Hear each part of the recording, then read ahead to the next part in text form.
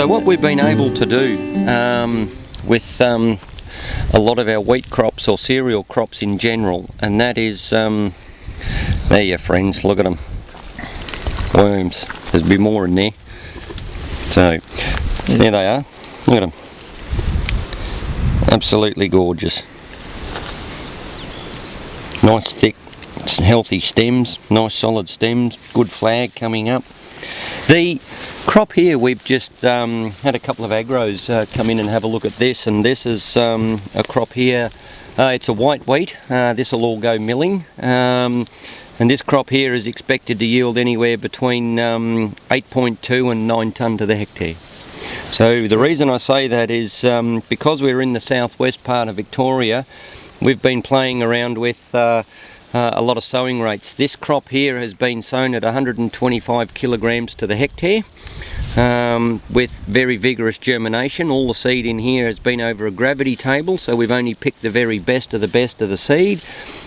Predominantly we only sowed at about 90 to 100 maximum.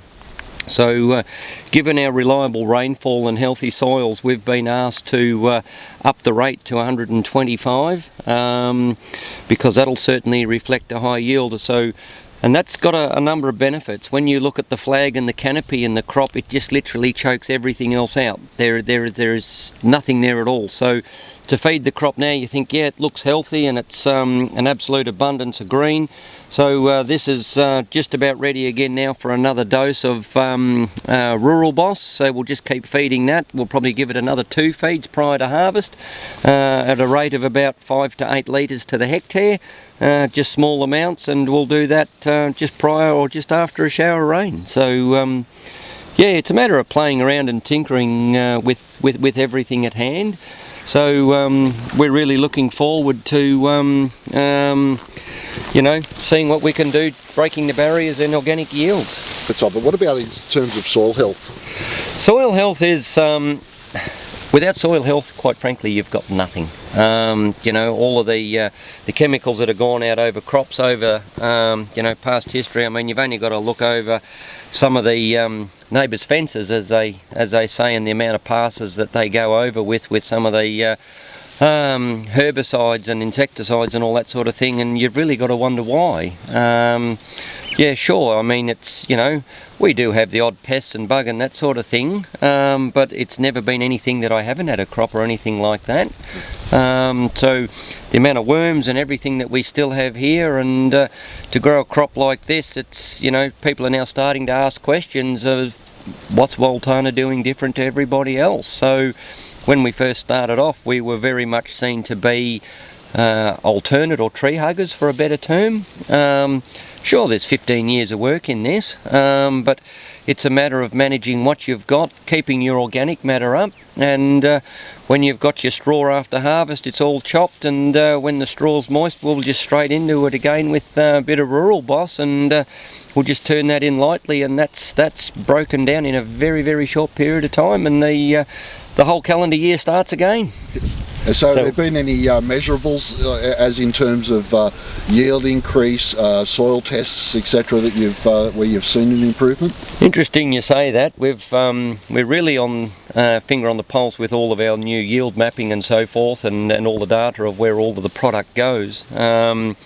We haven't grown a crop of oats under 2 tonne to the acre for the last 6 years, and we haven't grown a crop of wheat under 5 tonne to the hectare for the last 6 years. So that to me is a benchmark, 5 tonne to the hectare. If I don't get that, I'm disappointed. But to get that up to, we have had a wheat crop here that we've been just short of 9. We learned a lot that year, and it's taken us a couple of years to get back into that.